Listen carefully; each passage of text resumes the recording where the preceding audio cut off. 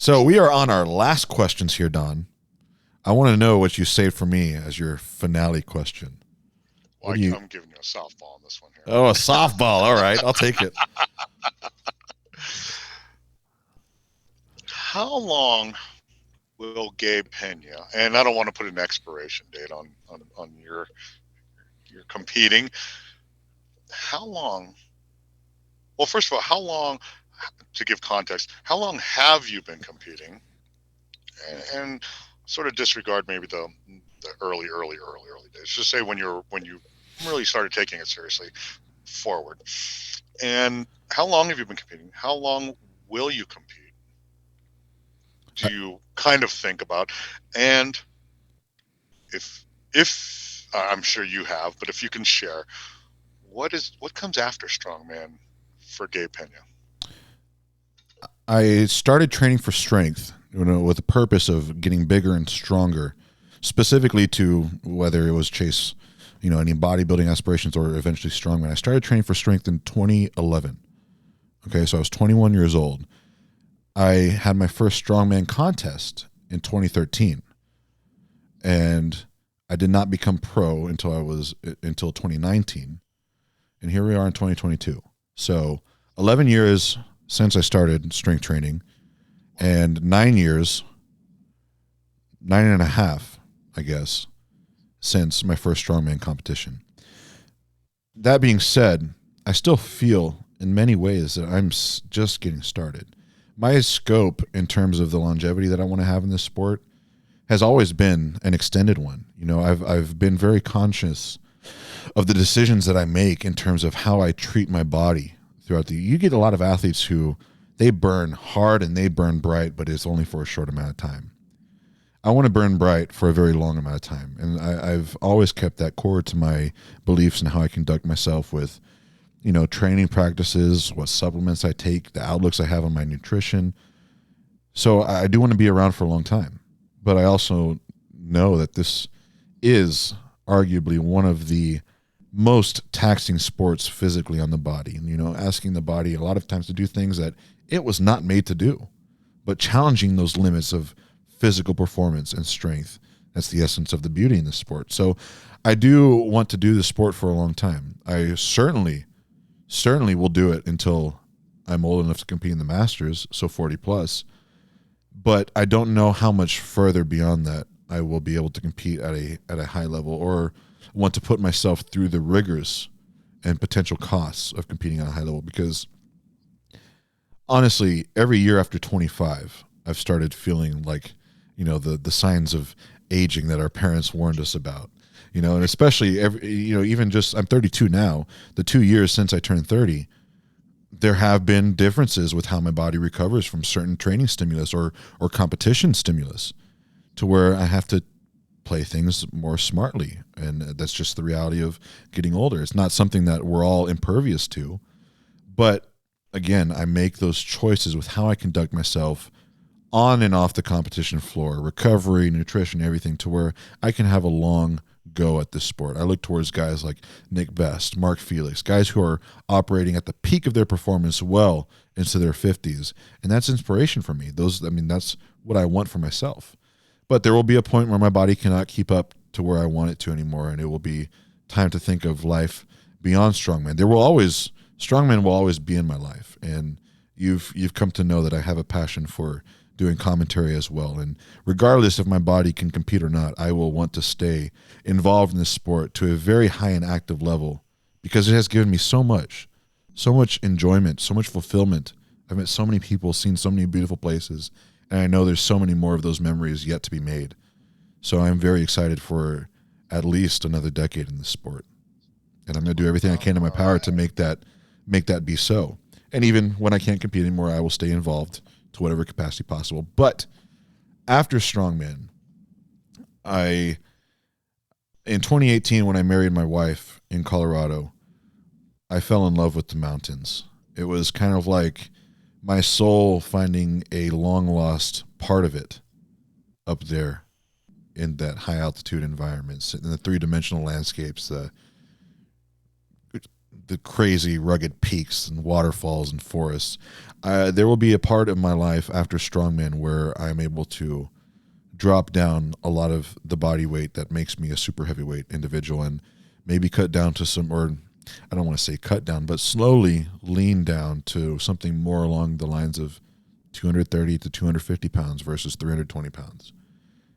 That would give me a lot more endurance up in the mountains, and I would like to spend my time after Strongman in the mountains, being a hiker, knocking 14ers off my list, showing my daughter the wonders of this world, because when I'm 45, my daughter will be at an age to where I can take her on aggressive hikes, and we can really push her performance as well. And it'll be a lot easier for me to do that if I don't weigh 330 plus pounds, So after Strongman, there will be a time in my life where I take to the mountains, and that'll be my physical pursuits, but that'll also be a lighter version of myself.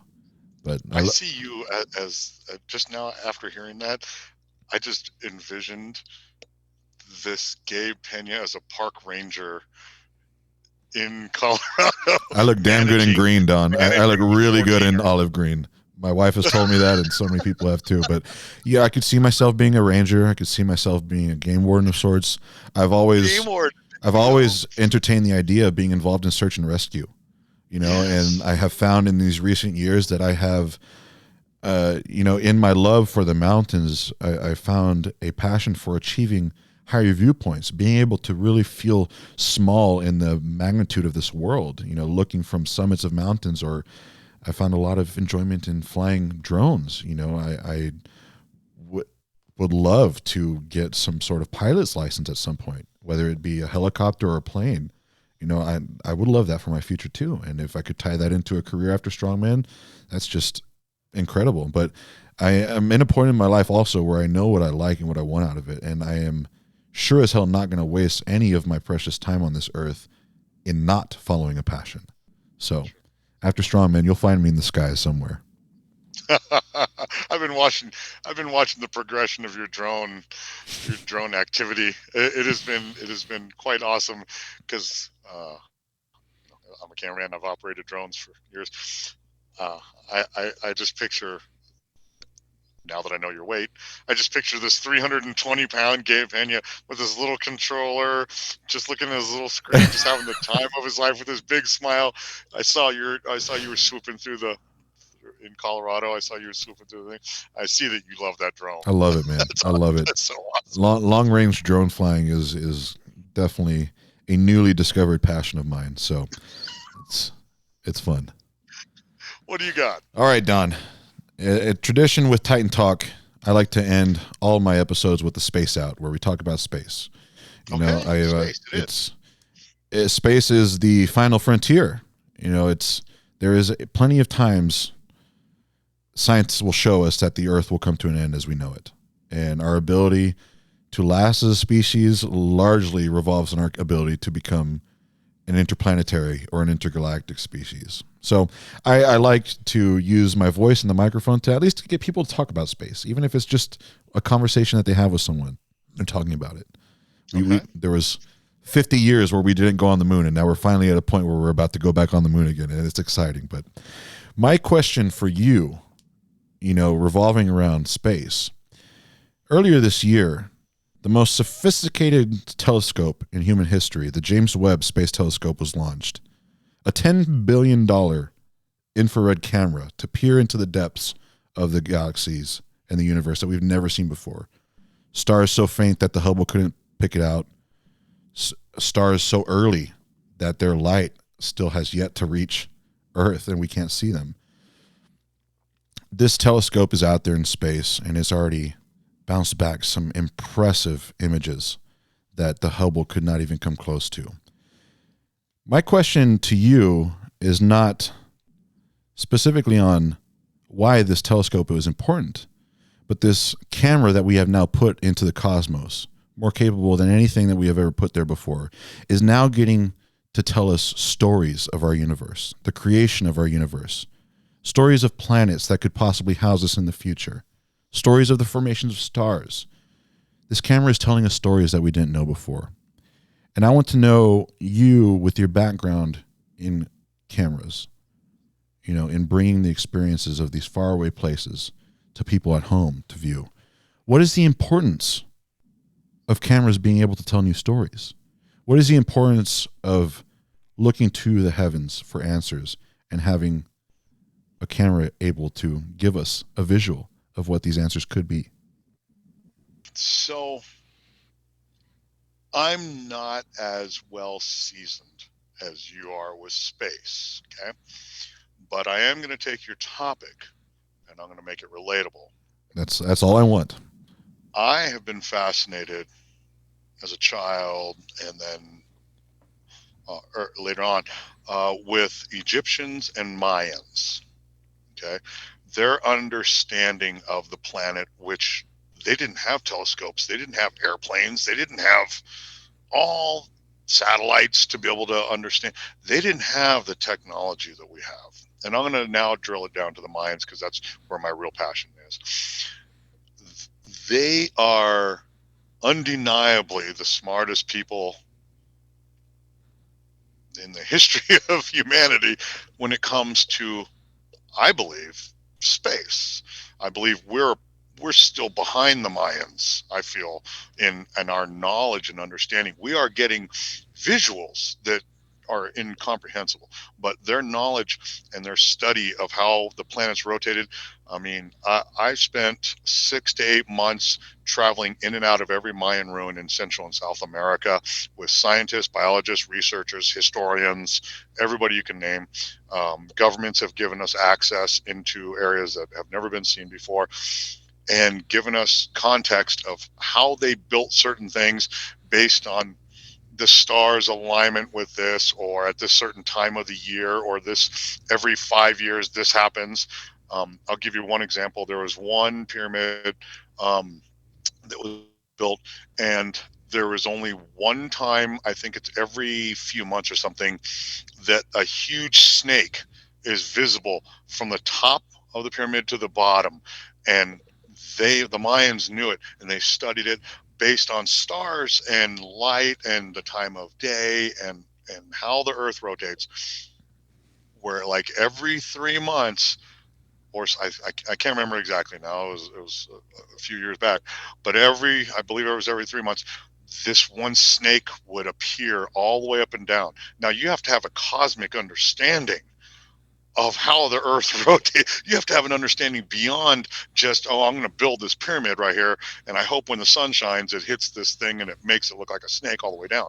They have an understanding that's, I just I was amazed and just speechless. I'm holding a camera and I'm filming these these people discussing the knowledge that the Mayans had with space and the earth and its relationship, when again they barely had a language that was could use phrases or terms that would describe what we're even talking about right now. So I don't even, we don't know how they did this. So now I'm going to go back to cameras. You're talking about a camera telling stories that's pointing this way. Now I'm going to share with you cameras that are pointing this way. Okay. About, I believe, 8, 9 years ago, prior to this period of time, how you found a Mayan temple, pyramid, or city, what have you. It took exploration. You went into the jungles of Belize, Guatemala, Honduras. You went into the jungles. You chopped through hundreds of years of the earth reclaiming itself from what was chopped down and was a super city. Like Tikal was the biggest city, Mayan city.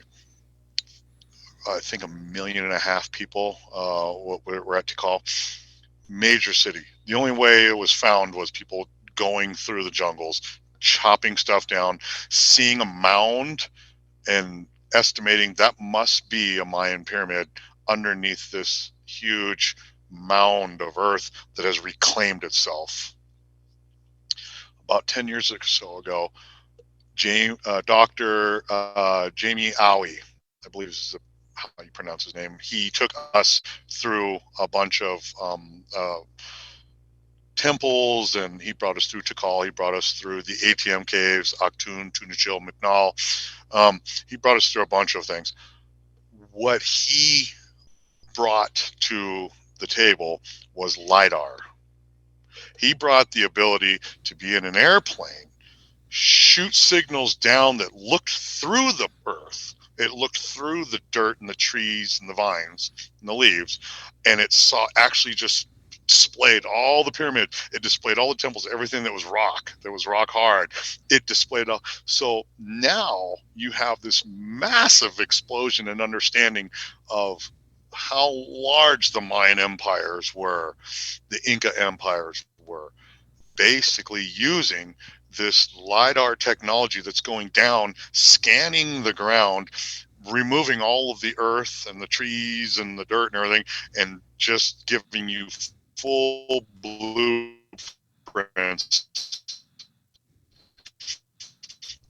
of the cities and the temples and everything that they're using that technology to tell the stories of the Mayan cultures. The more we learn about Mayans, and I'm going to throw Egyptians back in, the more we learn about these unbelievable achievements that they made, I think we will learn more about space than we ever knew by looking at the ground. I think we will make huge leaps in the understanding, because we're going to start to understand how the Mayans thought and what they saw and how they positioned every one of their builds. Nothing was built randomly. They didn't just say, hey, let's put this over here. Everything was studied. The points and the ends of these pyramids match the coordinates of certain things around the planet. That, how did they know? How did they know that that was on the other side of the planet? They knew. I don't know how they knew, but they knew, and they understood it. And they understood the rotation. They understood. It's just unreal, their comprehension of space and time. They came out with the ultimate calendar. I mean, you want to talk about the study of time? That was the Mayan calendar. Was time? They understood time into our. They understood time from then into now. They actually had calendars that went into, I believe, 2012, and they say that that's, in talking with the historians down there and the researchers, they said that's not when the calendar ended for Maya, because remember, the world was supposed to end according to the Mayan calendar. That's not when the world was supposed to end. That's just as far as they decided to predict and say, hey, this is our calendar is going to be, hey, we're going to go out this far. They probably, by all accounts, by all historians, they could have kept going. They just had to stop at some point and say, look, okay, this is where we're going to stop our calendar for right now. But the world didn't end in 2012, as we all know, and I don't think they believed it either. But their understanding of time and space is so, I can't even fathom. And I'm sitting there holding cameras, listening to them talk, and I found myself filming, which is not, there's very few times in my career where I'm holding a camera that's super important because this is going to television, where I'm like actually just sitting there listening to the conversation and fully engaged. I'm like, oh shit, I'm running a camera. That's right. I got to make sure I get you back in frame. Sorry about that. My bad. Can we repeat that one more time? I was actually paying attention to you personally. Um, so I would encourage you to now do a little homework on these incredible cameras that are not pointing up, but they're pointing down. But by pointing down, they're actually going to be exposing the understanding of the up. If LiDAR that is an makes sense. incredible technology, and I know it's got several applications more than just geosurveillance. Lots of applications in the military or early warning systems and things like that too. Let me ask you: do you think the Mayans had extraterrestrial help? um, With the primitive technologies that they it's had, kind of hard to deny it. You right? know, it's hard to say I believe it, but it's hard. It's an even harder argument to deny it. I mean, I've only, when I was younger, I only saw, pictures and books and things like that from the library. Standing underneath, standing. If you ever get a chance, Gabe, and you get one shot to see a real Mayan city, I would recommend you take your family and go to Tikal. I would love to. I Absolutely. say you take your drone and take it to Tikal. Tikal Park is, you spoke about being on top of a mountain peak and feeling small and having that respect and understanding of where we're at. And I never felt so small and so humbled by standing at the base of something so grand with blocks. I mean, I took a piece of paper. The guy said, take a piece of paper and try to slide it in between the blocks. You can't. I mean, they built everything. How did they cut what should be done with with diamond cutting precision, laser cuts? How did they do this with blocks that were the size of buses? I mean, small buses, and thousands of them, and place them with such perfection and accuracy according to the planet. I mean, right now, if you and I tried to build a house together, we wouldn't get our coordinates. It would take us a few, even just to pour the foundation. If we said, "Hey, the foundation needs to match the coordinates of the Earth, and it needs to," you and I would. I'm here thinking about calories, man. Like how many calories we need to get that job done. So, but they did it. And it's in the pre-industrial capacity that they had. To do these things with such cosmic precision. It does leave you to wonder, like, well, maybe they did have some galactic travelers that came and gave them some insight or imparted some knowledge or gave them a tool or whatever. But, that could be, fantastical speculation. Let's call it that. The other truth is that you have this civilization that pointed their attention upward, that looked upward and tried to solve the mysteries here on our world by looking at the stars and trying to find the answers that they revealed. And to have that simple characteristic in that civilization of them looking up for answers, that greatly and undeniably produced the capacity to build things like super cities. Yes. In a time when machines did not exist, or at least nothing beyond simple machines existed. And they were able to do these things like these massive megaton blocks laid with precision, cities laid out with the spires of pyramids falling in line with constellation coordinates. It's just incredible things. But to have those answers be able to be revealed and put into the ability of a civilization to build a city in those early times, who knows what we're capable of doing in our now modern day and era with the technology we do have, being able to look outward. So we might have a new $10 billion telescope out there traveling in our solar system, pointing its cameras at distant bodies. And people wondering, why would we spend so much money on this technology when we could use that $10 here on Earth? Well, I would go so far to say that by looking upward and outward, trying to find answers to these mysteries that we have here, that could very well result in new super cities of our own coming from that curiosity. And that's why I think it's always important to look upwards. And the new images that come from this telescope do excite me. It's new views that we've never had before, and that's always, something as expansive and seemingly infinite as our universe. There's got to be so much more out there. But Don, I think I just saw a video real quick. Yeah, I just saw a video come up where it was actually moving, and it was actually catching two planets moving. I think I just recently saw that. It was one of the most recent videos coming out of that camera. It was an exoplanet that was previously hidden by its star that it orbits around. The light of the star would not let any instrument that we have be able to image it. But the James Webb Telescope has this instrument on it that blocks out the light from a neighboring star and allows you to get those images of those exoplanets. So we could have possibly been looking at a potential habitable zone for humanity at some point. But I do know that planet that was imaged is significantly larger than Jupiter and it is a gas giant too. So I don't think we will be setting foot on that someday. but yeah, man, it is incredible, and I do like to speculate at these things, because there's a whole universe out there, man, and we are only on one small rock, and it's Yes, we are. It's an incredible thing. But Don, you get to take away with you the trophy of being my longest podcast to date, and it was truly incredible to sit here and talk about all these magnificent experiences that we've had along the way. And I know it's been such a blink of an eye in a lot of ways, but many miles crossed, the metaphorical miles and the physical ones. And I want to